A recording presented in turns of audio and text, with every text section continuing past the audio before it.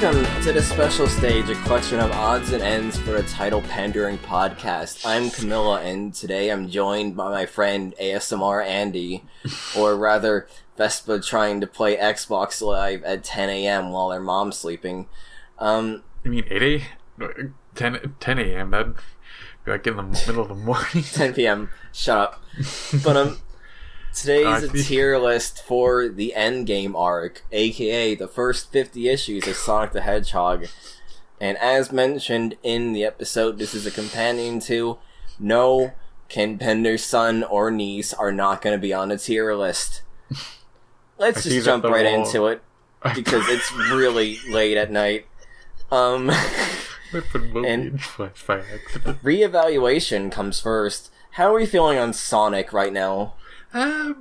Honestly, putting aside the shit with of the choice of photo for him, putting aside the BS with Jeffrey and to lesser extent Knuckles, I feel kind of fair to him because there are some points where I genuinely like him. Like, I loved him in Sonic West, of course, but there are some bits in Endgame, at least, where, like I said in the main video, I loved how, like I said in the main podcast, I really just enjoyed seeing him push to his limits and just be completely fed up with Robotnik, just wanting to take him down for good already, and just willing to, like, sacrifice himself just to strangle the life out of Robotnik.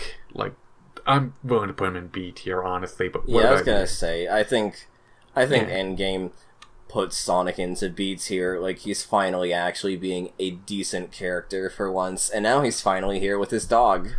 Yay! And his robotic self from another timeline or dimension or whatever. And two of the Ninja Turtles. How are we feeling on Sally, though? I feel like she needs to go. I feel like we need to drop her to D, because... Same. She doesn't have any good moments in here. She just exists to be an object for Jeffrey and Sonic to vie after, and that's just fucking depressing. It's gross, it's depressing. I hate how she's apparently being obligated to have to disclose all of her relationships prior to Sonic, and she does not get treated well in this section. I didn't think I'd bring... Then I just remember, like, early on in this batch, like, when, like, we're dealing with, like, the King Acorn stuff, where it just feels like I just kind of had the hunch that she was just gonna be treated as, like, just an overly emotional and just, like, an object for, not Antoine, for Sonic and Jeffrey. And I just hate that I was right. I don't know if it's gonna get any better for the next... probably few years with Penders on the comic. Like, I do not expect it to improve. Yeah, like, she could have literally been the one to save her dad, but no, we gotta have Sonic, because it's a Sonic story, ignoring the fact that characters regularly get solo stories within the comics run, so it's just fucking, god damn it. Yeah, like... Knothole. Sorry, go on. I was just going to say with Sally, like what I said, like the filler buster with Leonardo last episode. I was just, I think part of I think my issue with Sally so far, and especially in this batch, is how much emphasis is really only put on her relationship with Sonic, and to a lesser extent Knuckles and Jeffrey. Like, we don't really get much with, like, Tails, like her being, like, his supportive aunt figure, or being buddies with Bunny, or even, like, exploring her relationship with Antoine and him accepting that she won't have feelings returned for him, and them just deciding to be, like, stay as good friends and, like, seeing where that goes. Like, it's just Sonic and, like, the romantic relationships and love triangle BS with that. Like, it's just disappointing, as well as just, like, her weeping over her father. Yeah. And Nicole, what did we put on before? Well, I mean, the whole point of the tier list is to evaluate them as to how we're feeling at this point. I don't remember where we put Nicole, and I do not feel like going back to the previous tier list to check. Yep, fair enough. I just kind of forgot she was even here most of the time. Like when you brought up her little comment to Sal, like, it reminded me, like, oh yeah, Nicole exists. Cause she just I feel like she's just getting phased out at this point, which is weird. I don't think she's being phased out, but I just feel like they probably just didn't have much in mind for her at the moment. Like, maybe we'll see more of her. I think, like, the problem is, like, because she's attached to Sally quite literally, like, it's kind of hard for her to do much. She suffers because Sally suffers. Pretty much, yeah, so... But she doesn't really do... here, right next to Sally. Yeah, with her lovingly looking into her robot girlfriend. Yeah, they should have been together instead of Sonic and her, or Jeffrey and her, or Knuckles and her, or basically anyone else and her. Just Sally and Nicole OTP. I can't wait to regret that 50 issues from now. I was gonna say, like, I'm still mad we didn't get that Bunny Sally story for the miniseries instead. Like, absolutely, yeah. If that happened, we wouldn't get fucking Jeffrey. Oh, I think. Tails. Tails was in this series? Sorry. I'm kidding. I don't really... I don't know. I was gonna say maybe B tier for at least Sonic Quest again, like, because, like, he's oh, pretty... right, yeah, that's right. Sorry, we've been recording for, like, 3 hours now, and so my brain is slowly getting fried. Yeah, he was in Sonic Quest, and yeah, he was really good in that. Yeah, I'd say B tier. Like, they kind of forget him, but at least he has some pretty good moments, you know? Mm-hmm. Yeah, like, I feel like the Freedom Fighters in general... Oh, actually, no. Let me take that back. I was going to say them in general, but it's more him and Rotor kind of get pushed to the sides for most of this batch. Like, Bunny and Antoine do get, like, to do a lot towards the end, at least. Yeah. And speaking of Ant... A for Antoine. Actually, yeah. I'm okay with that. Or if not that, then B tier, at least, because even if it was, like, a sudden shift in character... It's the shift he needed, though, because he was so insufferable otherwise, and so now we're just getting a clap back where he's, like, actually becoming an interesting character with, like, an interesting backstory, even if it's a bit shaky in that, like, you know, maybe he started being cowardly because Sally rejected him, or maybe it's because his dad got roboticized. Like, what kind of writing is that? But, from the trauma standpoint, it makes sense as to why he would change, but it was also weird how it's framed as, you know, maybe it was Sally and not wanting to fall in love with him or whatever. It's like, what? I think Antoine redeems himself somewhat in this section. It also just feels refreshing after what we went through with him and Sadie M. Yeah. Like, having him not only be confident, but, like, compelling as well. Bunny. Like, she gets more screen time. She definitely gets more screen time, and she gets to do things, but I'm just not really sure how much she gets to do other than she gets to punch or stretch her legs out, because that's a thing they showed off in Sad AM now. Yeah, I have to... She was still, like, elastic in, like, the previous issues, like, at least with, like, her extending her legs and arms. But yeah, I'm thinking maybe B, like a light... Yeah, B. B. Actually, yeah, B's fine, like, because she's not, like, poorly handled like Sally. She gets to be useful and competent and prominent, like, at least in the last couple issues. And again, as sudden as it is, I do kind of like her relationship with Antoine. Like, at least, like, conceptually, I think it's a really cute idea. So that it kind of just makes me think of, like, a kid-friendly version of Moxie and Millie from Hell of a Boss, like the stuffy, like, upper class guy paired up with, like, the brutish, like, country gal. Like, it's a cute pair, and I'm hoping that we could see more of these two, like, as a couple in the future. Yeah, I think it's just one of those things. It's like, when I first thought, like, oh, Antoine and Bunny getting together, that seems forced, but, like, yeah, now, like, in this section, it is like, yeah, it actually kind of makes sense almost. What do you think about having her in A tier, though? Do you think she should still be in B tier because she doesn't really get much, or do you think... Like, I don't know. Like, I'm feeling kind of warm on her right now. That feels fucking gross to say. God. I'm feeling generous. Let's be generous, because we've been so negative in the episode. This is a sister tier list. We've been more negative in the episode. This is a sister too. So let's be a bit more generous. Let's be a bit more happy. Let's have some happy little moments here. Yeah, I was also going to say, like, given how much I was, like, wanting Bunny to be more prominent early on and, like, be important, it is nice for her to actually do just that and not feel like it's like a be careful what you wish for way. Yeah. Rotor, on the other hand, my poor boy, basically just does not exist anymore. Like, they are basically just forgetting he exists. I feel like he should go in D with Sally, honestly.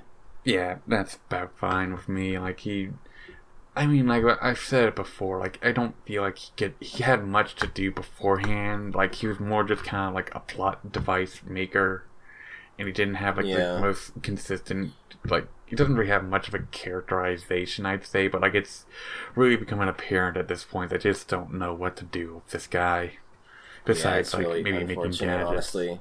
It's like, they could be like, oh, he makes, like, an invention that goes haywire, and that brings a story out, and that could be interesting. Yeah, but it's like, no, they just don't do anything with him. Yeah, like, I just think of, like, TMNT again with, like, the fucking metalhead, like, him making, like, some sort of, like, robot based after one of the Freedom Fighters that goes wild, and that being, like, a plot, or, like, maybe giving us, like, a Sonic mech, like, with the fucking silver Sonic. Yeah, like, he could have repaired Mark 1. That would have been so cool. I would have put him in A tier for that, but no, he doesn't. I am bummed that his BFG went nowhere, too. Like, when that first you're like, oh shit, this is that issue where that comes in. But then it's like, he shoots it once, and that's it. It did nothing. Yeah. Dulcie goes in fucking F tier. Like, if we're being generous, D. I thought she was, even compared to Thadium, I did not like this version of Dulcie. Like, it just feels... I don't think she's... You go on, sorry. Oh, I was just going to say, like, she just feels so saccharine, and, like, the way that she was handled in Endgame just feels like such an anticlimactic contrivance. I feel like she's not as annoying as she is in Thadium, but that's just because she doesn't appear anywhere, aside from, like, 2 issues. Yeah. One of which causes a retroactive plot hole, because the other of which is a plot contrivance to make Sonic and Jeffrey stop fighting. Knuckles. How are you feeling on Knuckles? Did we keep his streak? I'm feeling kind of generous. Like, he doesn't do anything too offensively bad, but it's also just like, we don't really get a lot of strong Knuckles stuff besides 42. Like, that was...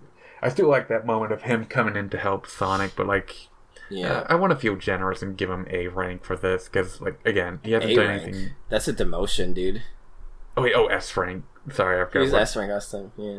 I'm going to say, like, still S rank. Like, he didn't do anything too offensively bad in my eyes.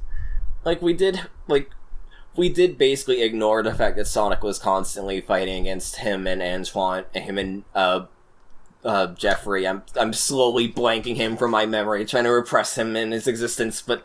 Fair. So if we're gonna do that with Sonic, we should do that with Knuckles, and just keep him in S, yeah. Archimedes, though, how do we feel about him? He doesn't even show up that much. He basically just exists to call Knuckles an idiot here. Gotta be like, that's part of his character, is calling him a fucking moron. Yeah, I think... Arky's alright. Like, in general, okay. Like, I say the Chaos I think the Chaos in general are not really that stand out, unfortunately. Like, I know this was before Team Chaotix and Heroes was formed, I know this was before, like, Heroes, where we get the characterization for the Chaotix trio we have to this day. And, like, there wasn't that much for the writers to go off of at the time, but they all just feel kind of interchangeable with one another, besides Vector, whose whole personality is hip-hop. He's being hip with the kids. I feel like Archimedes could be C tier, maybe B, but I think maybe demote him to C if he was already in B, because he doesn't really get to do much. He just sort of, unfortunately, just meanders a bit. Mm-hmm. Also, it looks like his finger is overlapping with coconuts, and it's really confusing to me. Mighty. One thing we forgot to mention during the previous episode, because I couldn't really figure a good point to mention it, is it is implied, or at least stated, that he and Sonic are old-time friends, and they basically say, hey, maybe we'll cover that in a later issue. I doubt it. Yeah. Yeah, I'm assuming that's probably referring to Sega Sonic, the weird arcade game that was Mighty and later Ray's debut. Well, I'm saying later, like, it's Mighty and Ray's debut game. Like, as much as I like Mighty, there's nothing to this character. Yeah. Like, the K-Dogs in general in this are just... It's the same thing with the other Freedom Fighters. They're just very interchangeable. Yeah. I do like Mighty, though, superficially speaking, because he is, like, what if Sonic was more of a hulker rather than a... Like Knuckles is, like, the brutish counterpart to Sonic, but Mighty is just what if Sonic used his fists more, and I kind of like that about him. I feel like C tier for most of the chaos, I think, works. Vector goes into D, though, for just awful dialogue. D for dialogue, okay. Yeah, like, I do get what you mean on, like, Mighty. That's always been, like... I always loved his design of, when it came to, like, some of the classic exclusive characters, and I always wish we got... I mean, like, granted, now we do get more of them, but, like, I remember for years, like, wishing, like, him and Ray got to be more prominent. And, well, we are game, man. I'm glad to see that. Yeah, definitely. But now we're moving into the substitute Freedom Fighters, who now have an official name, and we don't have to keep him and hawing about what their name should be. I feel like they should be F tier. That's a little harsh. Like, D tier. D tier is fine to me. Like, they're not offensively bad, but also I don't care for them. I feel like... Can I push for Larry to be F tier? Fine. Because Larry is just offensively boring. Also, I'm gonna put Hamlin in F tier, regardless of what you say, because I still cannot get over how annoying he was in the the Sally miniseries. I just can't imagine Hamlin having like a Carl voice, like Carl Weezer. I mean, like, yeah. I'm not doing it. I've never been good at Carl Weezer impressions. I'm not going to do Carl Weezer at this hour. Yeah. If you woke up your family by going, Jimmy! So I wouldn't... I feel like... I do feel like I want to be more generous to the Down Under Freedom Fighters, just because they got a really bad rap during this section. I kind of want to be more generous and put them kind of squarely into C tier, maybe with like Walt and Barbie pushing for maybe putting them a bit higher, because I feel like they got it the worst, given how absolutely gruesome they both looked when they were tied up. Yeah. I do think the emu, that has to be D tier. Fair.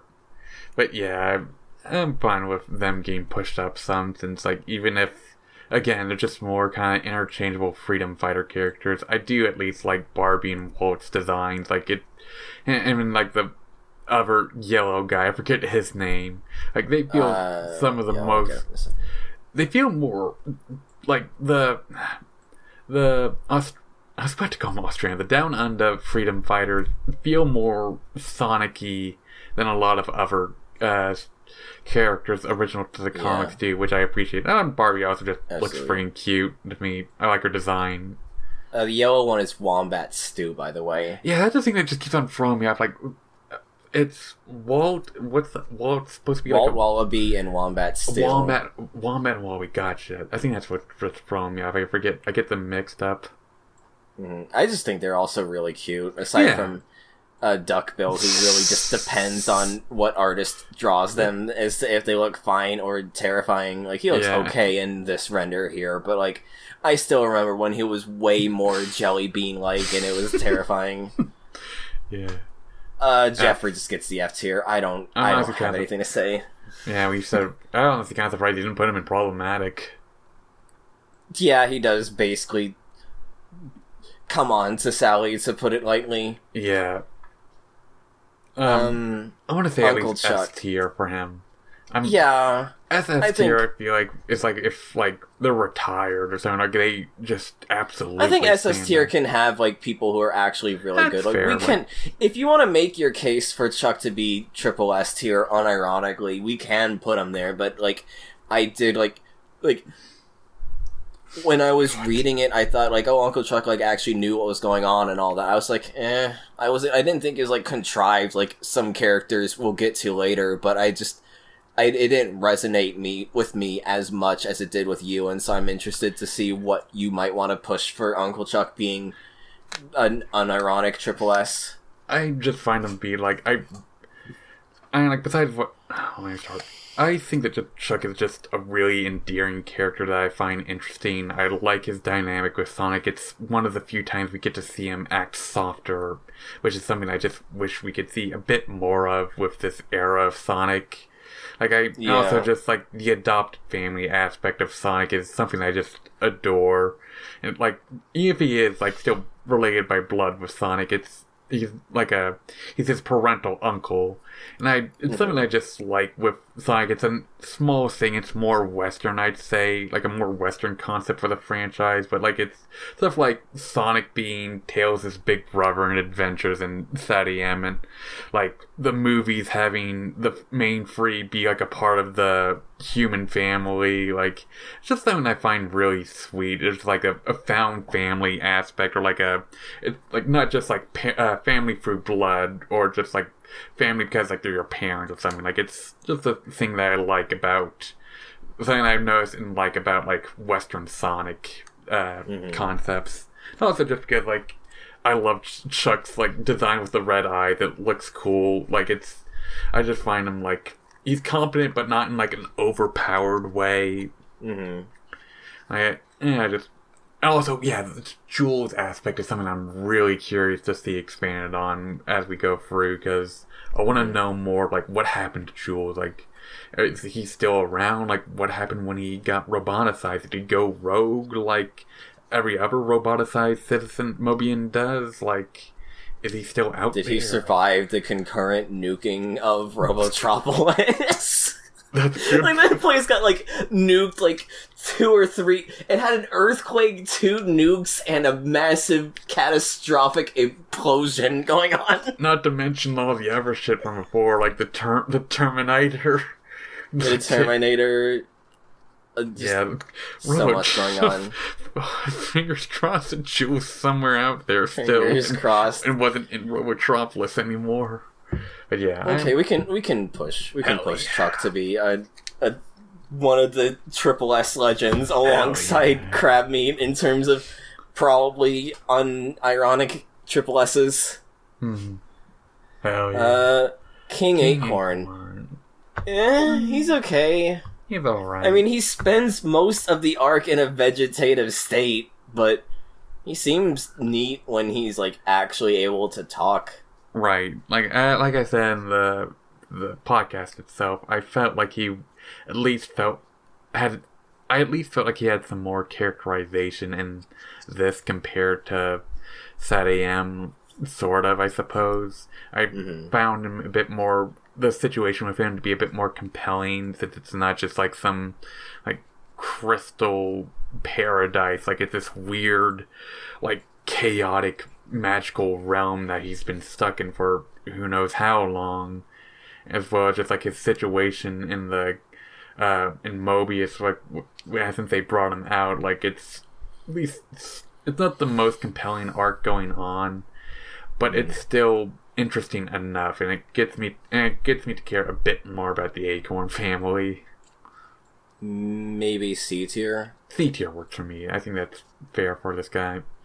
Okay. The SWAT bots. How are we feeling on the SWAT bots? I feel like I kind of forgot about them, but like I feel like Gallagher's been putting some good love into them still. Yeah, like I love the one that gets dumped into the garbage chute, and then the other one that Tails drops from the garbage chute, and you can see in that panel, it's like, hey, wait, what are you doing? I thought that was really funny. Yeah, I do appreciate... If I've had my gripes with his Ryan before, I do appreciate Gallagher's more comedic take on the SWAT bots, even if it does it's kind of jarring given how serious they look, but like, it's still kind of entertaining. B tier? Do you think we want to bring it back to B tier like they were in the first one? Yep, sure. I'm feeling generous again with them. Hell yeah. We're in a good vibes mood today after how fucking bleak and frustrating the section were. This is our nice little calm down. Like, it just reminds me of how, like, many times we in, like, the group server I'm in would just, like, relax and just, like, do jigsaw puzzles. This is our mental jigsaw puzzle right now as we're talking about tier lists. Robotnik. How high you want to push for him? Because I feel like he had a pretty good like last send off. Yeah, I think S tier minimum, honestly. Yeah, like I don't feel like I feel like he's a bit more consistent this time around. Like you still get like some comical stories with him, but like it's not to an extent where like he's a total buffoon outside of Sonic Blast. I thought he like had a good menacing aura throughout Endgame as well as Sonic West. I know I keep on bringing up Sonic West a lot, but that's because it's the highlight of this batch. I want to push for SSS tier because like he has been like I feel like a pretty damn enjoyable character, even like the weaker stories. And coming off of Sadie M with its Robotnik, like this feels like the Robotnik they were aiming for, but we didn't get. Yeah, like how he just dies by montage in Sad AM, whereas in this one it is like actually a climactic fight. Yeah, he's going down swinging and gets strangled and obliterated. Fuck it. Hell yeah. You deserved it. Snively, on the other hand, I'm just gonna be less generous too, honestly, because I do not like how he's being handled, how he's much more like how he is in Sad AM Season 2. I liked him being more hapless, but, like, endeared towards Robotnik way more than I'm gonna secretly undermine my uncle, which... Oh my god, is that why he's a nephew? Is because he's meant to be a counter to Sonic and Chuck? You know, that's just fucking stupid. I think he goes into D tier. I wasn't sure if I'd be that harsh, because, like, I still think, like, he's... I don't have, like, the same level of adoration you had for Snively, but I still think, like, he's a decent enough second-in-command villain that, and, like, he's still, for the most part, threatening enough, even if he is, like, a little, like, stooge. C tier, I think, is fine for him for now. Like, I'm curious to see where he goes now. I just liked the moments of levity Penders gave him, and it just makes me sad that now it's basically evaporated in light of Penders just continuing how he was written in Season 2 of Sad AM. Yeah, like, even if, like, I don't mind the idea of him wanting to overthrow Robotnik, but it just feels... The characterization just feels kind of jarring with this more than the cartoon. Like, at least in the cartoon, like, we go from him just being, like, the loyal, long-suffering second-in-command to him getting fed up and wanting to overthrow him. Like, it's still kind of jarring, but, like, at least it doesn't feel like they were trying to make him sympathetic before. Well, that's the problem with it, is that in both continuities, it's just a 180-degree turn. Like, he is just... a different character at this point. Like, it was something that they definitely just came into later on and did not bother with trying to plant seeds. They just he's evil now. He wants to overthrow his uncle, and that's entirely what sours me on it, and it's why I'm, like, so, like, harsh on him with ranking. That's fair. I didn't have that same level of endurance that you had with him, but, like, I think part of my issue is also just, I don't find him that compelling of a villain. Like, sure, he's... I don't know what to really say. Like, it kind of just feels like he's kind of defined as being, like, he wants to overthrow Robotnik, but, like, then what? Like... Yeah, I understand, it really like, just feels one note, honestly. Kinda, yeah. Like, I'm sure, like, I don't expect him to last too long as the villain. Like, if it's... Sad AM Season 3's plan or anything to go by, someone's probably going to overthrow his ass. Yeah. Sleuth Talkie Talkie. S tier. No, I'm kidding. I'm not... I push for a lot of bullshit, but I do think he's an interesting character in that it's insane that he pulls Trader for something as vain as T-bone steaks. I do think that's pretty funny. I think he's like, from a serious standpoint, it's absolutely horrible F-tier character. But from just the standpoint of the absolute insanity of how he's willing to sell out his friends for something as vain as that, and especially with what you brought up of like, oh, is it because Rotor keeps obsessing over eating slop and Sonic is just eating chili dogs all the time? Which, by the way, the chili dogs looked rancid in this issue. Like, they were like a weird fluorescent pink. Like, it was like Pepto-Bismol over it, and so it's like, I kind of want to ironically put him like B tier just because of how funny he is as an awfully written character. Yeah, I do play up like the cognito hazard thing, but at the same time, like I was serious. Like, I was caught off guard by his betrayal. Like, what the fuck? This is why he's like. I don't know how serious we're meant to buy into it, and it just feels kind of jarring, like, especially just how he kind of like pops up out of nowhere during Endgame, and then we never see him again after the plane falls. Like, yeah, like he's just abandoned as a concept until he's just like, I was gonna say, I think he's arrested again, but no, that was Drago that got arrested at the epilogue. Like, he was unconscious with the pilots, so he could return to get revenge. He just died in loving memoriam. Let's put him in triple... No, I'm kidding. No, fine, we'll put him in B tier. Okay. Oh my god, I'm Fly Freddy, the one person I literally forgot to put in last time. I wish he used like his decapitated head. I didn't even know about it until you brought it up. I don't know. I feel bad for him, but I don't feel as bad for him as I do for the Down Under Freedom Fighters. Maybe C. Yeah, C.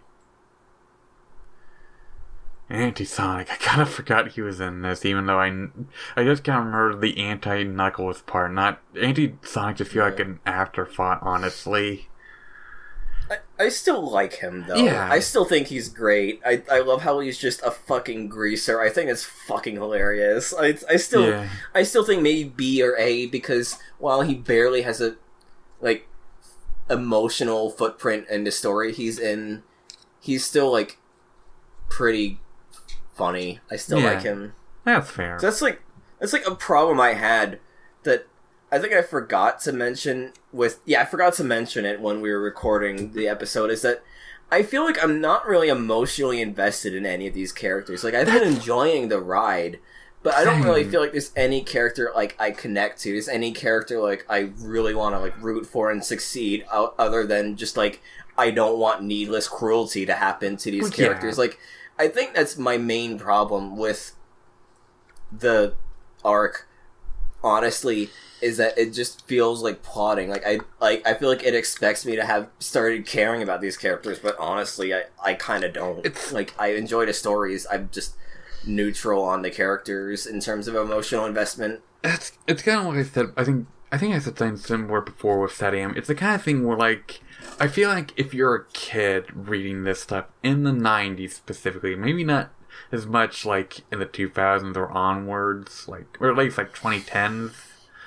like, I feel like these comics don't age as well in the sense that, like, they feel very, like, I'm just trying to find, like, the right word for it. Like you said, like, I don't feel as emotionally detached as you do, because there are some stories where, like, there's a few points where, like, there's points, like, with the Knuckles miniseries, like, the stories leading up to it, where, like, I felt invested in Knuckles' story. And it's not just because, like, I love Knuckles as a character in general, but I did find his story to be pretty compelling and well told enough, like, despite some gripes I had with it.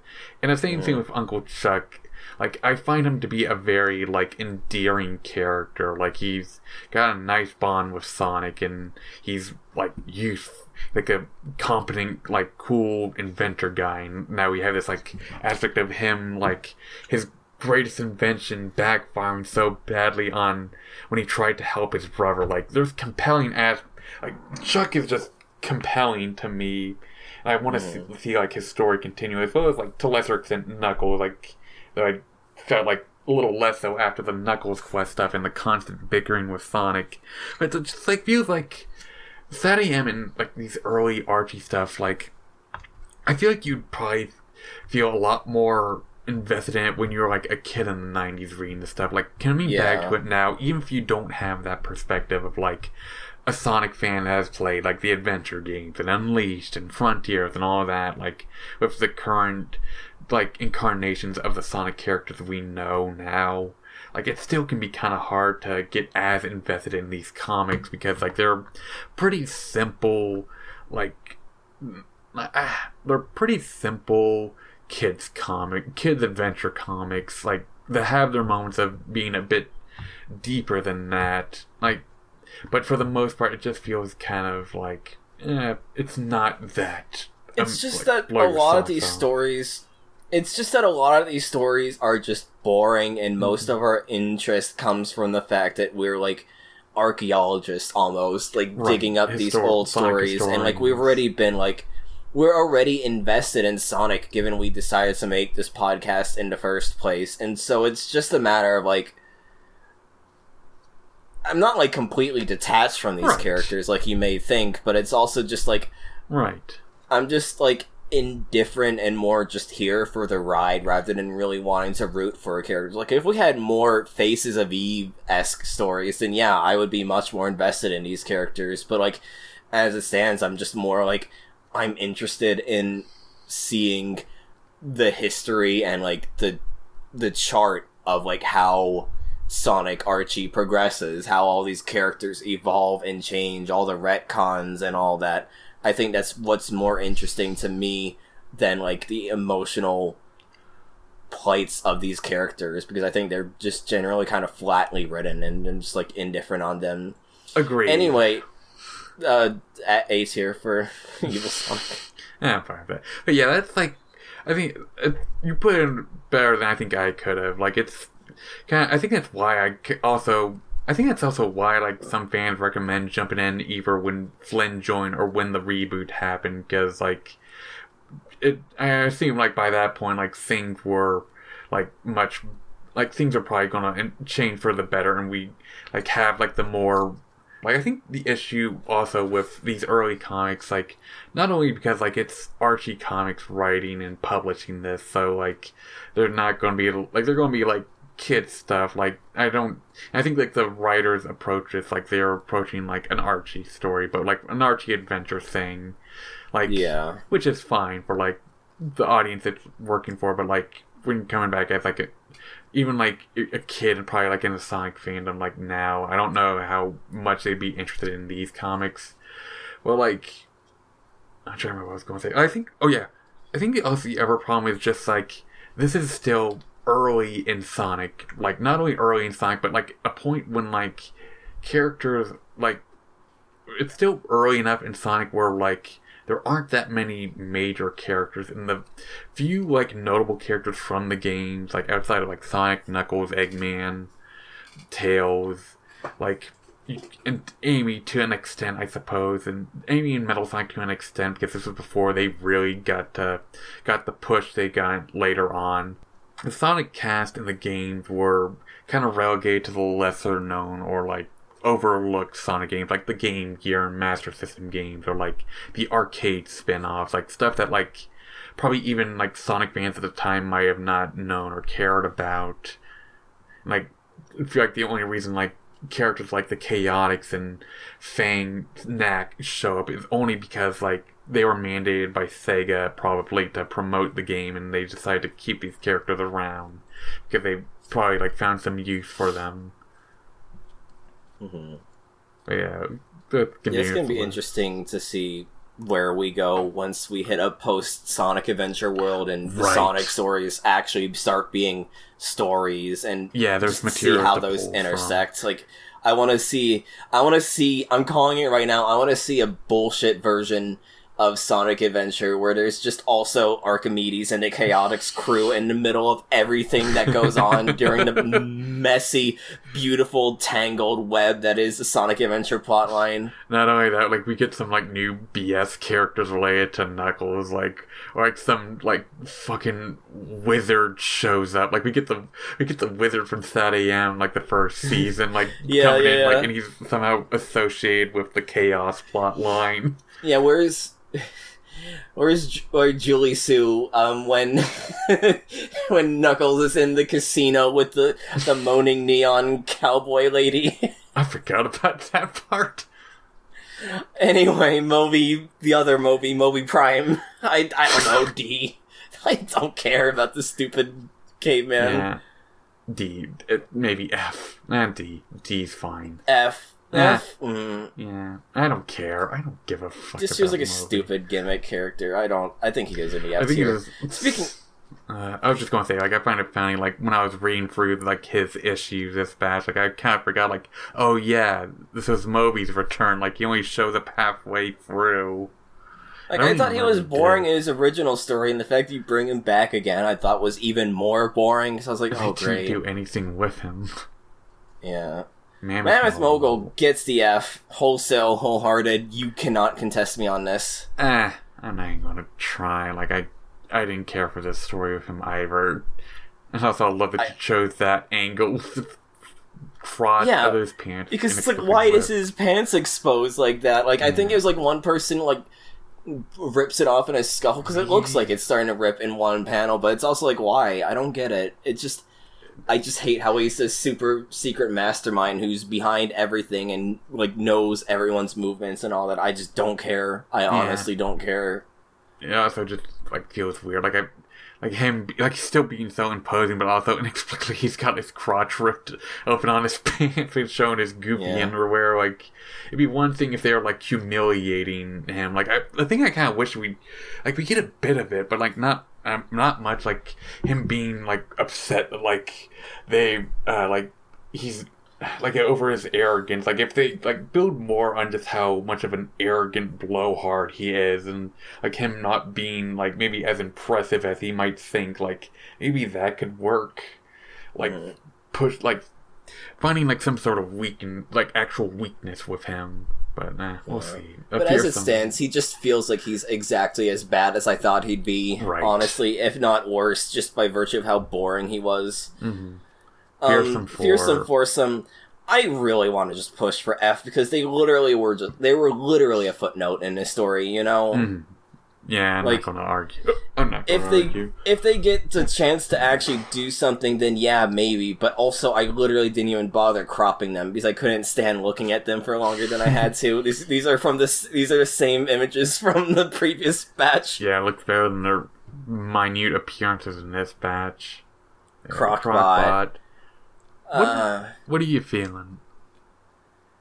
I like him. I still like how he was in the Tales miniseries, but he also just feels like a footnote in Endgame. Like, he doesn't really do much, and also I think his redesign, even if his redesign is more in line with the cover art, is kind of more boring, honestly. Yeah, like, he's just like a torturer guy in, like, the for the prison cell. Like, B at most, maybe C. I was going to say C. Like, I kind of forgot that he was even here. Let's go C, yeah. That's deep. You got me there. My secret plan. I've been the mastermind this whole time and definitely didn't just forget to click. I wasn't looking at the letters. So, the thing we forgot to mention is in the issue 41, when King Acorn is in the Zone of Silence with his evil armor, he's talking to his minions, and his minions are just frogs, and he feeds them literal toady. Yeah, and he literally feeds them bones, and they're like, "Oh yes, master, thank you for having the graciousness to feed us." I forgot about that. I completely forgot to bring it up because I couldn't find a good way to word it, to mention it, but yeah, it's just completely out of left field and really stupid, but I just really wanted to put them in because they were really funny. I feel like B tier for them because they're just so happy to work for their evil master. Sure. I just completely... I genuinely forgot what these things even were until you brought that up. Like, it's coming back to me now, but like, I didn't even remember what these things were when I saw them on like the list earlier. Yeah, I just want them to come back, because they like survived the Zone of Silence getting destroyed, and then King Acorn just has frog companions. Yeah, a bunch of literal toadies eating bones of his enemies. Condor bot. C for Condor. Feel bad for the guy, but D. I was gonna say C, because we at least got like a decent action sequence out of him, and I like his design well enough. True. Mark 1. I'm you know me. I'm fair biased, enough. But I don't give a shit. He's amazing. Either. He's very cute. I like how goofy his eyes like pop out when he gets electrocuted, and I love how Sonic uses him to pilot as a fucking giant mecha. I feel like he deserves a triple S. I'm not like the biggest fan of the Death Egg Mecha Sonic that much. I'm not either, but I just love how he's depicted. I like this incarnation, even if he's very short-lived. It's much more interesting than the one we got in the actual game, I'd say. Absolutely, yeah. And so we get to, I think that's Mori. I think that's Mori. Let me look. Yeah, it's Mori. Know. I don't. C. Whatever. I don't know. Like sure. C. Okay. Because we'll put them next to Coconuts. Because they made Sonic, and we wouldn't be here if they weren't here. That's not true. These people aren't real. These people are fake as fuck. What about the unnamed woman who was dressed in a Robotnik suit for promoting the Sonic games? I feel like she deserves, like, B, maybe A. Because, like, the fact is, like, a woman, had to dress up as the evil fat man for promoting a Sonic game. I commend her for that, honestly. Fair enough. Put her next to Knack. God damn it, Carrie. Too much. For fuck's sake. I'll put her next to Knack, so it looks like he's trying to be like, hey, pay up, Sonny. And she's like, I'm not even your boss. I'm just here to promote a game. I'm so confused. Like, it's like a fake out bit with like when like Robotnik's at the prison door. That's not him. It's some lady. It's her. I didn't understand what the fuck happened, like why the door blew up in the first place, because it sounded like she doesn't even know what's going on. Yeah, I don't know either, but I just love her. She's just so hapless. She just doesn't know what's going on. It's great. The comic's a fucking fever dream, I swear.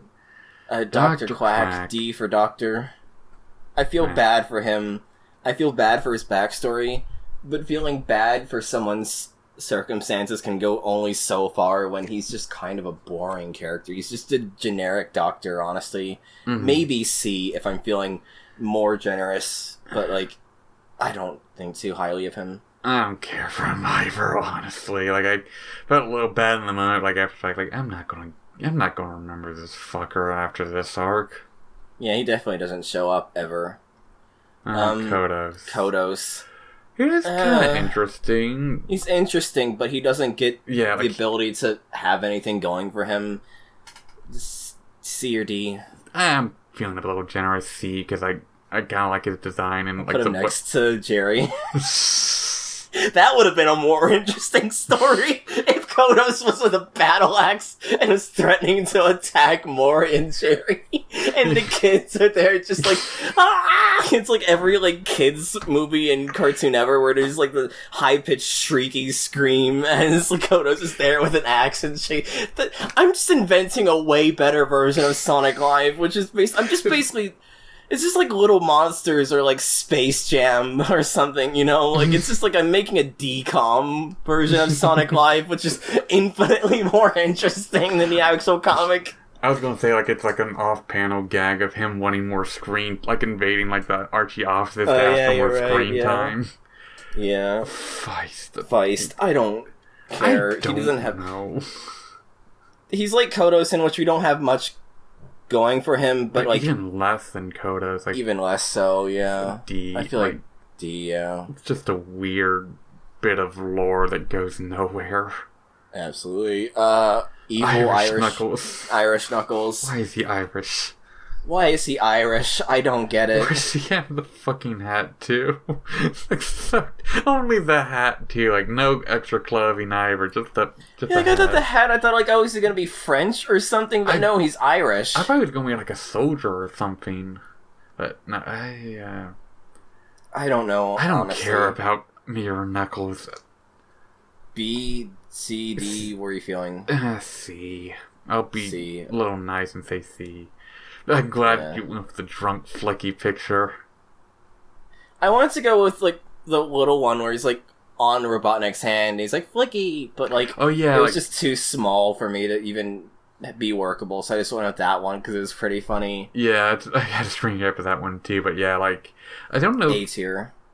Sure, like, I love Flickies. They're so cute. But yeah, go on. I was just going to say, I thought it was just weird was that they all go... Yeah, it's his buddy. Forney's buddy. His drunk pal Flicky. Yeah, I just found it weird, like, the Flickies just, like, act like Pokemon and say their names instead of just, like, chirping like an actual bird. I do just genuinely love how they have such a peaceful island that they're just, like, absolutely naive about it. I think that's really cute, honestly. Yeah, I always like, it's a very heartwarming scenario, and it does, like, as much as the Blast issue was really boring, the idea of it in my head is, like, if it was more interestingly written and not just feeling like... If the Blast story was transplanted, like, 20 issues back, I feel like we would be way more positive about it, honestly. I think we would think it's, like, maybe even a highlight of that section, but because it's in the middle... of, like, right before, like, Endgame and all that, it's just, like, why is this here? You know, it felt more contractually obligated, whereas, like, earlier, it would have still been contractually obligated, but it would have been neat. Yeah. I don't care about this gorillas. I thought they were fucking stupid. Agreed. He can be with his ape companion. Oh, boy, Hershey. The thing about Hershey is that I got very worked up during the podcast and all that. And I do still fully stand by my point of she's a survivor by means of the writer, for some reason, feeling the need to arbitrarily put suffering upon her.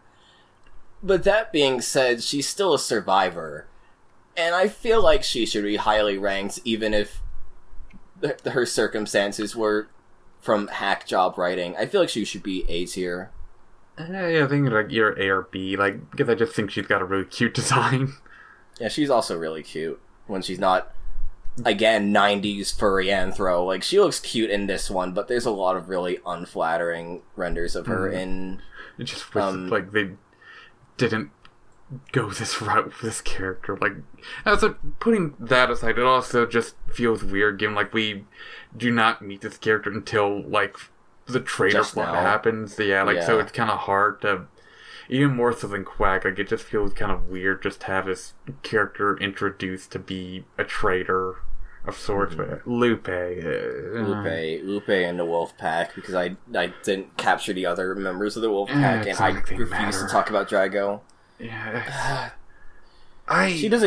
She's just a footnote to introduce Drago in this. Like, she literally does not have a plot other than, like... announcing what might have been the Egg Robos. Like, I mistakenly said it was the Ultimate Annihilator that she foreshadows, but I think it might have been the Egg Robos she foreshadows. But, like... I didn't even notice that. Because, like... Let me pull it up if you have anything to say about her. For starters, much of the, like, wolf characters, I do not like her design. Like, it's kind of like one of the... It almost feels racist. I wasn't thinking racist, more just the fact that it just looks ugly. It looks... And it kind of uncanny. Like... I don't... Like, it's not as, like... It doesn't feel as, like, awkward as, like, Altair or, like, the Tribal Mask Trio. But it also, like... I don't really care about... I've seen, like, her in, like, a more modern Sonic design. It's super cute. So, like, seeing this ugly 90s Anthro design Like, it definitely feels like a 90s action thing. Okay, ugly. so the thing I was mentioning was Drago says that Robotnik's building a new line of super bots, and Sally remarks that she hopes they're not worse than the combots. And so, given Drago is a double agent for Robotnik, I don't actually know if it's meant to amount to anything, because I thought it was potentially foreshadowing the egg robos, but Robotnik didn't know about those, and so I don't actually know if it means anything. Anyway, I don't know, D tier, maybe F, because, like, she just was literally just a footnote to introduce because she existed in the cartoon. Even in the cartoon, like... Even in a cartoon, we didn't care for her. Yeah, like, I don't remember what she really does, because I'd give some exposition about the wolf pack. Like, I like the idea behind them. They got kind of a neat idea, but they are just so nothing. And at least at this point, like, I'm sure we probably haven't seen the last of her. And so we have the egg robots, the egg robos. I like these. Because I like putting in miscellaneous characters just because I like tormenting Vespa with it. I mean, like, I'm pretty sure I've told you before, I fucking love the egg robots. Like, I remember as a kid thinking that they were a much bigger deal just because, like, I played Sonic and Knuckles and did not get past the first or second level. So, like, I just always remember, like, the egg robo coming in and, like, taking over as, like, Eggman's position as the big bad for the Knuckles campaign and Sonic and Knuckles. And just thinking, like, oh, this guy must, like, the egg robots must be a big deal. Like, and, like, they do eventually kind of be a big deal in Mania. But, like, they were just kind of, like, another one of Eggman's moves, but now they're just themed after him. And I kind of feel like they're also kind of like the prototype, in a sense, of the E-series we'd get in Adventure. They're kind of like... I can see that. Yeah, I like the design, both in the games and in here. Like, I kind of like how they redesigned them a bit, like to drop the Robotnik's lanky legs to give him jetpack legs. And I think, like, I don't really know, like, how much better they're meant to be compared to Combots, like...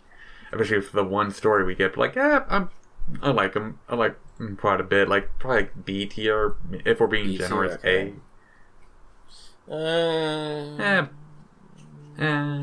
B. B, yeah. Yeah. Okay, and then we get into the Knuckles quest stuff, that is, Merlin Prowler. I'm just gonna put him in C tier with the rest are on, like, D, because, like, I'm just curious as to if Merlin is actually related to Tails and what this is going to mean for his character. Now that we like... fucking mage... With Enchantress. I don't care about any of these other fantasy BS characters. Yeah. You don't have anything about the sorcerer, who also refers to him as a sorceress, and that had me very confused when I was trying to write recaps. I just can't. Like, these characters all just kind of blend together in my mind. Like, the Prower guy at least kind of stands out a bit because he had a neat power. Like, the rest are just kind of, man, like, you got the mind control duo, I'm almost tempted to put Sir Connery in problematic, given he is very explicitly marked as a paladin to the Ancient Walkers. Like, he doesn't do anything wrong. He talks about going on a holy crusade, but doesn't, like, imply anything gross about it. But he is also a paladin to the Ancient Walkers, and so I kind of wanted to put him in problematic for that. I don't really care. I don't give a fuck about these fucking... What about Matthias? How do you feel about Matthias? I don't care. Do you feel the way he feels right now? Or do you feel the way that Damocles feels right now? Which is the same thing. I don't know. I have a bit of both. Bit of column A, bit of column B. Jules. How do we feel about Jules? As much as I was saying, like, I'm interested in his, like, story, Jules himself is just kind of a... We don't get enough for me to really solidify my opinion. Like, I'm curious, but, like, as a character so far, like, he's a bit, like, he's, like, nothing too stand out yet. So I think what's interesting about him is that And I didn't really go into too much detail in the recap because it was hard to word things without making things too wordy. But Uncle Chuck is the one that wants to like just bring Robotnik in because just out of the goodness of his heart. But Jules is the one that's explicitly like, hey, he might be able to help us turn the tide of the war. And I think that's what makes it interesting, is that he's basically the signer of his own undoing, given we know that he ends up getting roboticized because of Robotnik's meddling. And I think that's kind of interesting how his cockiness ends up being his undoing, while the parallel is that Uncle Chuck's own kindness is his own undoing. I think that's a pretty good point. Though I felt like was the malfunction because of Robotnik? Well, the malfunction was because of Robotnik, but I just mean, like, in, like, grand scheme of things, right, you know? Right. So, what were you thinking? B. I'm fine with that. Okay. Okay, feeling pretty generous tonight, I suppose. Yeah, hell yeah, good vibes tonight after how upset I was earlier. That's C. Damn, not that good of vibes, apparently. And then we get to the random human that got annihilated by Robotnik, because I had to have some goofy characters in. C for just because I feel bad for the poor bastard. Yeah. If he looks like... I don't even know how to describe the Overlander's design. He looks like a human toothpaste. I don't know how to quantify that, but the Overlanders just look like human toothpaste mascots, I guess. I feel like I would see him on a box of Crest in the 90s. I was going like to say surfing on a toothbrush. I get what you mean. Like, it feels very much like with Spaziante's art as well. Like, it feels like some sort of like mask, like not even really mascot, but like human characters for like an advert, like a magazine or. Spaziante's a fucking weeb, by the way, and I love that for him. And then so we get into the cameo brigade. Cameo. That's Astle from the Sega Saturn game, which apparently, according to the Wikipedia entry, featured hand-drawn graphics and animated cutscenes provided by TMS Entertainment. Also, I think 3 out of 10 on IGN, but a 4.9 on eBay. Why does eBay have a rating? What? Yeah, I never knew that before. What? I've been curious about Astal before, but given I've never gotten a chance to play Saturn games till recently, thanks to finally getting a computer that can emulate them properly, I've never really known much about Astal. Wait, what? B. Yeah, I don't mind that. Like, I'm sure like it's a good game. Also, I'm trying to remember the name of the actor. I think it's Mona Marshall that played him in the dub. I know it's like someone recognizable. Bark. Bark? How do we feel about Bark? Okay, our war hero, Bark, the polar bear.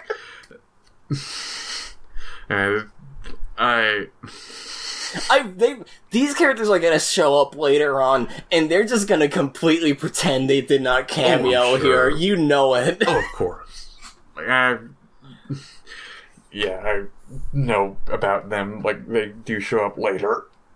But, like, putting that aside, like, I've always generally liked Bark. Like, even if he has even less characterization, I'd say, than Bean. Like, I think he's, like, from what I've seen, like, of his few appearances in, like, some of the later classic adapted stuff, or, like, modern classic stuff, like, he's like the quiet but like kind type, like which I like. It's kind of I can see him being like he's a cute character. I find him. Yeah, I always mentally envision him as just Arctic Knuckles, and I'm all and while that doesn't line up with what you described, I'm still pretty into him as a character. I think I can see that vibe as well. Yeah, like I'm going to say like A tier.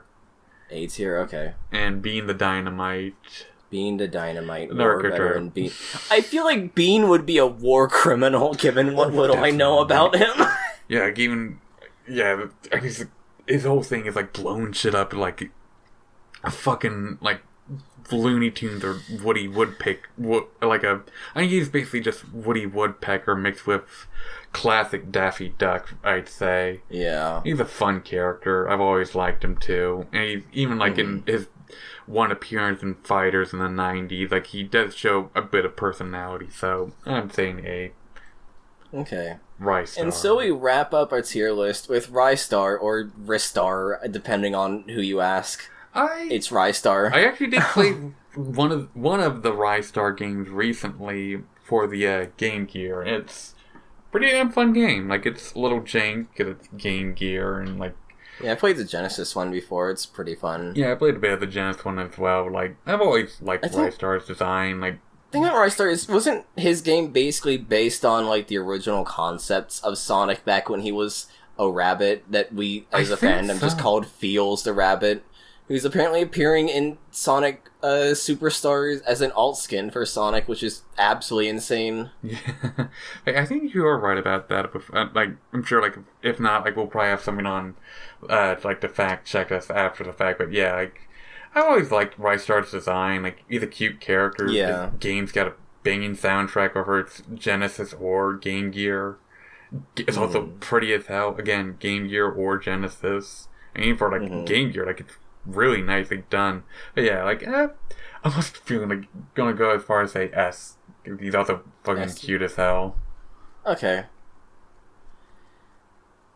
What a tier list.